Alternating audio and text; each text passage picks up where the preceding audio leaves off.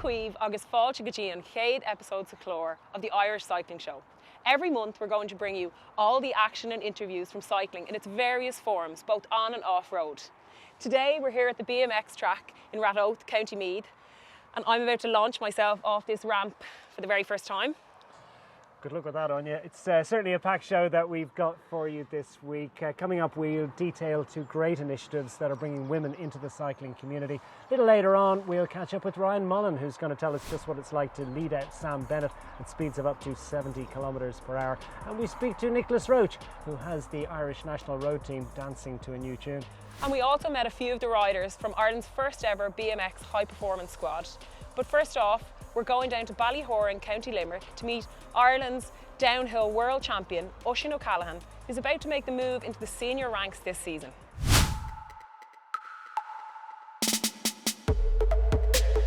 Downhill mountain bike racing it's basically who can get from the fastest time from A to B without making the least amount of mistakes, pretty much. It's hard to explain unless you're actually in the moment. Probably there's a couple of times where I haven't felt anything like it. It's like everything is in slow motion and you're just so focused that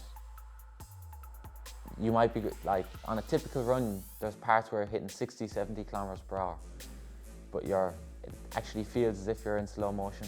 And the adrenaline with the crowd roaring, like, you don't really see anything like it. People with chainsaws on the side of the track, yeah, it's quite spectacular.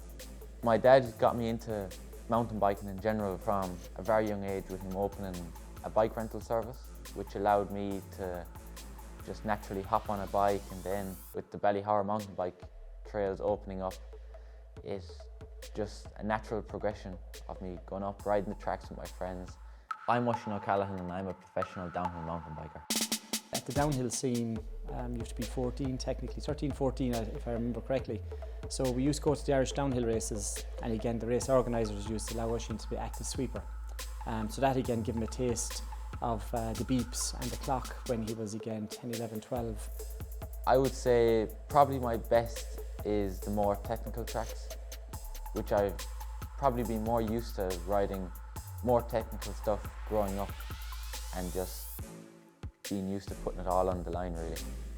My first season of World Cups would have been 2020, but it was pushed out quite late in the year because of COVID, but we still managed to get some races in, and the first one was actually the World Championship, which I managed to win, which I don't think many people expected, as I was a first year junior. 2021 was a tougher year for me, with some injuries and crashes. There's times where I don't even know how he does it from the point of view of his mentality. His mental game is his strong game. Then I managed to, at the last race, keep it together and end up on the podium for the last race of the year, which I was quite happy with. I'm excited for this year, more so that it's like being the underdog again, like 2020. Nobody's really expecting too much, as first year elites never really get great results, as there's so many other top riders that are much older and elites. But I would like to put down some solid results, but it is kind of a luck game too. If there's a rock out on the track, that can be the difference between you being in second and 10th. Half a second can be 10 spots almost in some races. Some people would say it's a full-time job, but it's not really a full-time job for me, even though it kind of is, as it's just what I love to do from a very young age. It's just always what I wanted to do. I just have to worry about riding the bike and making sure I can do the best I can. It really is an exciting time in Irish cycling. Participation is on the rise, and even more women are getting out on their bikes. Cycling Ireland's new campaign, It's Not a Race, are hoping to get even more women on board. Cycling is for everybody. With this new campaign, we're trying to target and get every woman who is interested in getting on a bike, whether that's on the road, whether it's mountain biking, whether it's BMX, or whether it's just for leisure. It's not a race. You know, this is about being, fit, healthy, active, meeting new people, getting out in the fresh air for your mental health.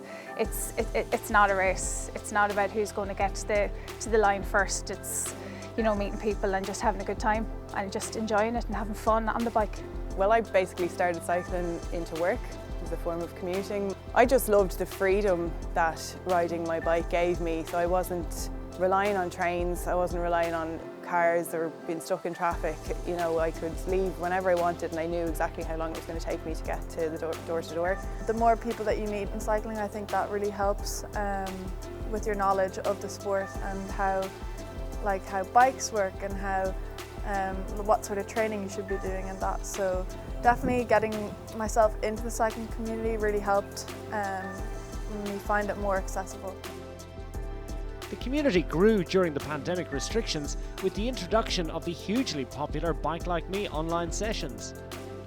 COVID was a really tough time for everybody, and the online programme, the Cycle in Ireland run, was just fantastic. 800 women in their kitchen or wherever they were on a bike, all different levels. You didn't have to be, you know, the programme was tailored to suit everybody. It was done on RPE, which is rate perceived exertion, so whatever you wanted to do, you could do. We had some crack. A friend of mine, Anne, said Cycling Ireland is doing this event. I thought, right, you know, what's the easiest thing to do but get on the bike at home? You don't have to go anywhere. It's not weather dependent. Well, first of all, I think my stamina is much better. I've got the confidence to go out on the road. And then I'm actually surprising myself that I can complete, say, 30k, which, you know, at the beginning of the session, if you said to me, you're going to do 30k, I'd like, no way would I do 30k. And if you want to continue that, then maybe look for a sportif. So the sportif I'm going to do, hopefully, is in April, and it's the Dingle 55k, and that will be putting everything I've learned in the 6 weeks into practice.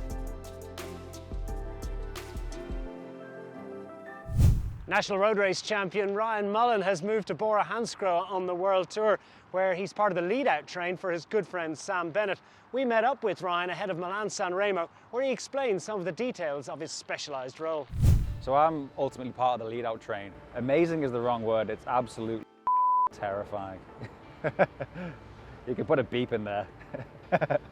No, you do get a kick out of it, especially when you do a good job. There's something about, like, you know, there is a huge element of risk, and then when you gotta get through unscathed and you deliver your sprint the way you need to put them, and the end result is what you wanted, like you've won.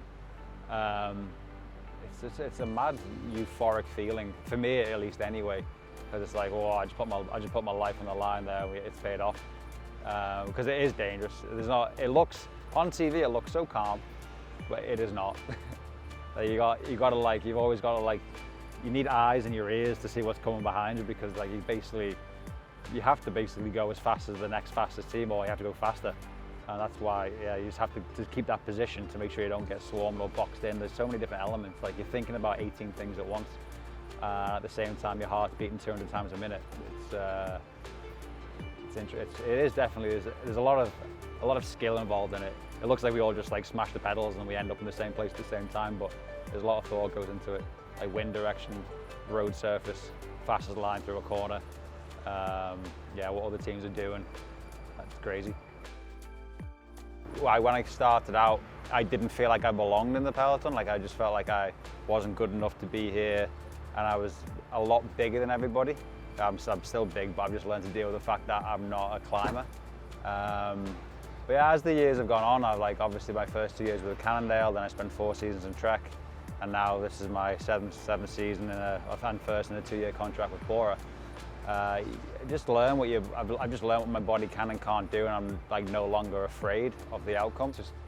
It's cool to wear this kit. It's a big honour. It's the 3rd time I've won the Elite Road Nationals. Yeah, it's just nice. Like, you look down sometimes, like when you're really suffering, and you can just catch a glimpse of the tricolour. You're like, oh, get your together, come on. Don't let the jersey down. So it is a huge incentive, and I think it's always nice, especially with where I was in the contract. Like, bringing it over to this team, it was just like an added bonus, really, and yeah, you get to show off the new kit. I've known Sam since I think I was 15, 16. The first time I met him was at the European Championships. I remember thinking he was so cool back then. I get paid to look after him now. It's mad. It's crazy how, like, life pans out. But it's a really cool job to have. and obviously we're good friends, and Sam is, in my eyes, like the best sprinter in the world. So coming into this team to work for the best sprinter in the world was a no-brainer for me, really. I mean, I had good friends and good relationships with other people in other teams, and especially in Trek, where I came from. So it was kind of hard to like walk away from that. But ultimately, I decided I got to do what's right for me and what feels right what's right for my career. I think ultimately I've made the right decision because I do feel very happy here. I was very welcomed, and yeah, it's just a group of lads, isn't it? Like, it's always fun. It's not all pressure and results and stress. It's like we have group chats, we have a laugh. We're basically still 17, but in a 30-year-old's body. We've got like our classics bubble and our lead-out bubble. We don't integrate too much with the climbers because they're the enemy. But no, we get on really well. It's a really good dynamic. Like, we work hard and we have a laugh off the bike, so I think it's a perfect combination. I'm on the long list for the Tour de France, and that'll be my first Tour de France, so that's obviously a huge objective to get there. And no matter what way I look at it, July is going to go great for me anyway, because if I don't go to the Tour de France, my son will be born during the Tour de France, and if I do the Tour de France, I'll have a new son to come home to. So it's win-win. Ain't the clutch all Ryan Mullen and Chin. That's it for part one. Ach, by my rash and Nick and Brisha, like knee smooth bike action.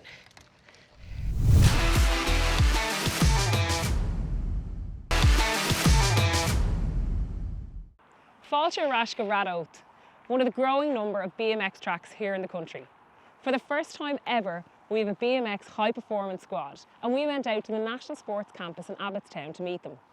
And we also put them through their paces here.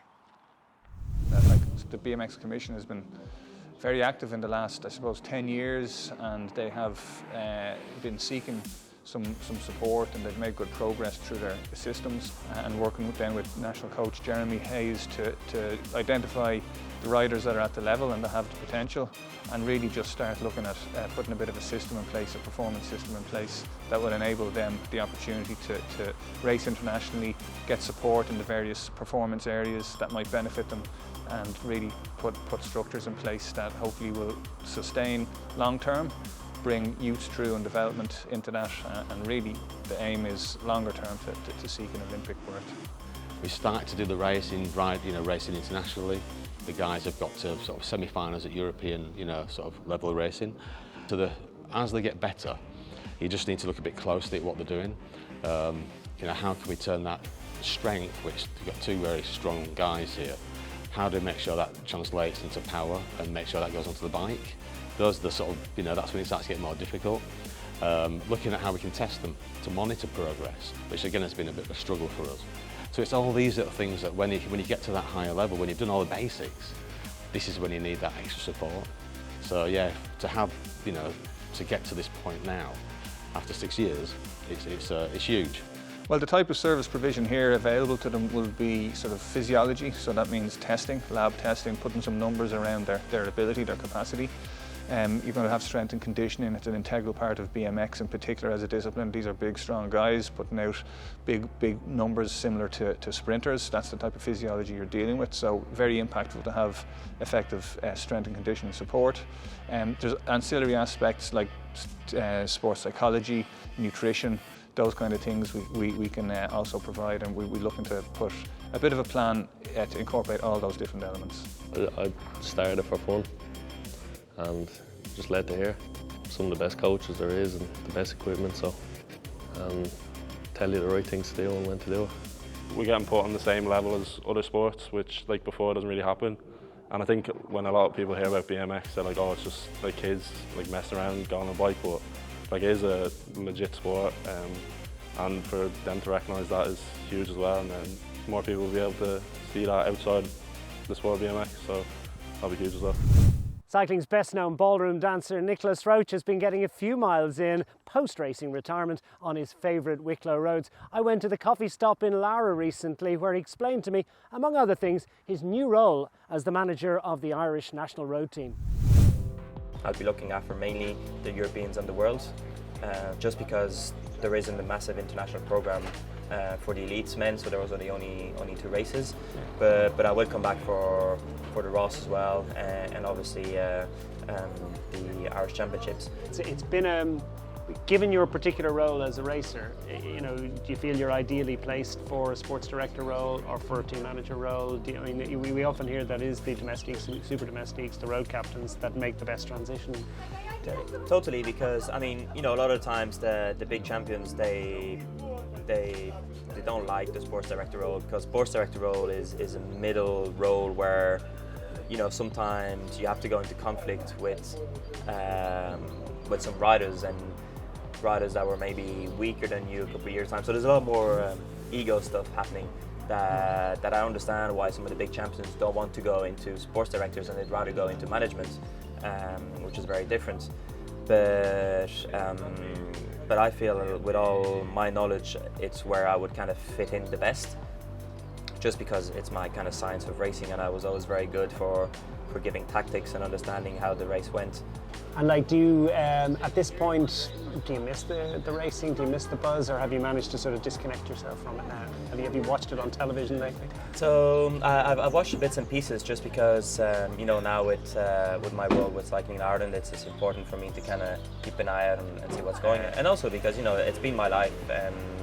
I still have a lot of my friends that I'm supporting that are on TV. You know, like the other day when Michael Matthews won, I was over the moon for him. He's one of my really close friends in the peloton, and it's just now I'm kind of more the kind of fan just behind it, but it's part of my life and will be for quite a bit, I think. Yeah. And this is a regular haunt then. Tell us about your regular training spin and where you go. It is usually, so when I'm back in Ireland, my roads are usually around Glencree, and if I do a short one, I do Glencree and then down into Enniskerry, and then if I have a bit more time, I just do the next up over into Lara, and then or go back the same way, which I usually do. I just love going up and down the Glen McNass climb. Or if I feel I want to go a bit on the flat or flatter, because it's never really flat, I go kind of the old road into Roundwood and then back into Enniskerry and straight into Dundrum. Yeah, Wicklow's a gift, isn't it, for cyclists from this part of the world? What does the bike mean to you? I guess some professional footballers probably never kick a ball after they retire again, you know, but it seems to me that a lot of bike riders will always have the bike. Well, I think so, because initially when you start cycling, you start cycling because you love it. It's too hard of a sport not to like it. I understand people when after a while they get tired and maybe it's just a routine, and because of the sufferance and maybe all the diet and the travelling, and they want to have a bit of a break from that. I didn't retire because I was tired of cycling. It's just there was a moment where I thought I had to make a call, agents catching up, and lots of other things kind of clicked together and said, all right, I still wanted to stop at a decent level. It's time to prepare my future. But I didn't stop because I didn't like the bike. And you know, even like in December when I was starting the dancing, I was feeling guilty because I wasn't training enough. Thankfully, I had the show to concentrate on, and slowly but surely, and even January I was still going on the ergo, going out early in the mornings and trying to get 3 to 4 spins a week, going out with the lights and coming back late at night, where afterwards when the dance competition got more and more serious and the level had to get better, and I couldn't afford doing 4 hours, I had to do 5 or 6 hours of training. I just said, all right, that's it, I'm gonna have to give up on the bike, and it kind of helped me. And I'm just like, it was tough coming up on the backside of Sally Gap today, but I'm looking forward now to going back into more of a routine again. Finally this month, the National Road Series kicked off with the ever popular Des Hanlon Memorial. Let's have a look at how Ireland's best road racers got on in the demanding one-day classic. Round 1 of the 5-event National Series attracted most of the top locally based riders to Carlow for the familiar loop in the Calician Hills. All eyes were on last year's winner, Caoimhe O'Brien of the UK-based Torelli Assure Cayman Islands Scimitar team, and Belgium-based Kilkenny woman Mia Griffin, both relishing an opportunity to scoop a big prize on home roads. The riders faced a challenging 67-kilometre parcours in the Dolman County, and with the season only just starting, Gorey's Danielle Forshaw and all the top riders were keen to discover just how well winter training had gone. Blarney climber Cora McCarthy showed early interest in breaking up the group in what was a cagey start, and Griffin, in the colours of Illy Bike's cycling team, joined in. Caoimhe O'Brien may have one of the most feared finishing kicks in Irish cycling, but that doesn't stop her from attacking, and she made persistent efforts to break free. Hitting the hills, Griffin forced the first split with Caoimhe O'Brien, Dublin Wheelers, Cleo Harvey, Gemma Spears from Northdown Cycling Club and Gabrielle Gluddenite making the selection. Griffin and O'Brien pressed on but were soon rejoined by the other three, and a second chasing group worked hard to get back in contention. In the last 10 kilometres, O'Brien tried again and was joined by Erin Crichton of McConvey Cycles for a final attempt to shake off the group. It was not to be, but remarkably, despite her endeavours, Caoimhe O'Brien still had enough energy to win a closely fought sprint from Mia Griffin, the winner backing up her success in the same event at the end of last season. They caught me with 4k to go and I was had to get myself ready for the sprint, and I just sat in, recovered a bit, and then I knew the sprint pretty well from last year, so yeah, I just timed it right, and it was kind of a bit of a headwind, so I just had to wait. Like, I wanted to go a bit later, and then yeah, I just put my head down and kept on going, and I was really happy to get the win. So Caoimhe O'Brien takes the early lead in the Road National Series from Mia Griffin, with Erin Crichton third. Ella Doherty of UCD held off Eva O'Brien of Torelli Ashore for fourth, with Gabrielle Gluddenite sixth. In the men's event, all eyes were on Matt Teggart, riding in the colours of British team Wiv Songod in a packed field, including Chris McGlinchey and Matteo Cigala, among many others who had started the season in flying form. There was plenty of attacking in the first hour of racing on the 133-kilometre route before a group of 10 established itself out front.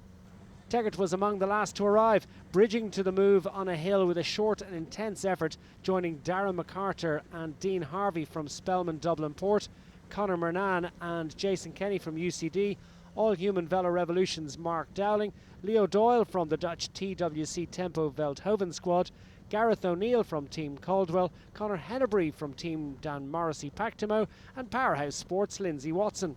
Dowling decided to force the issue as the relentless climbing started to take its toll, and he was quickly joined by Harvey, Teggart and Murnan. Inside the last 25 kilometres, Teggart made his bid for glory with a sustained attack on a long drag. Dean Harvey of Spelman Dublin Port spotted the danger but couldn't quite stay on the wheel of the powerful Banbridge man. With Harvey's resolve broken, the rest reassembled in a vain chase, their hopes not helped by treacherous road conditions which caught out Conor Murnan, his quick-thinking UCD teammate Kenny taking evasive action on the grass. Murnan remounted and rejoined the chase, but Teggart had plenty of time to savour the moment as he cruised in for the win, arms aloft, a major season goal having already been attained. And between the four of us then on the last wee drag really, I attacked and managed to break clear, and then was happy to hold them off the last 20k on my own. So yeah, really pleased with that. I won the Elliott last year and the John Big, so that's the big three now, so I'm delighted with that. Behind, Conor Murnan won a hotly contested sprint for second, with Leo Doyle taking the final podium spot behind the overjoyed race winner. So Teggart claims the early lead in the Road National Series, with Murnan's resilience rewarded with second from Doyle, with Cillian Murphy, Luke Smith and Lindsay Watson rounding out the top six. Congratulations and well done to all the winners there. Well, that's it for this month. Racing is well underway in all disciplines of cycling, and we'll have loads of great action in next month's episode. Biggie Lane and Visha Huggin, Akanish, Slán Tamil.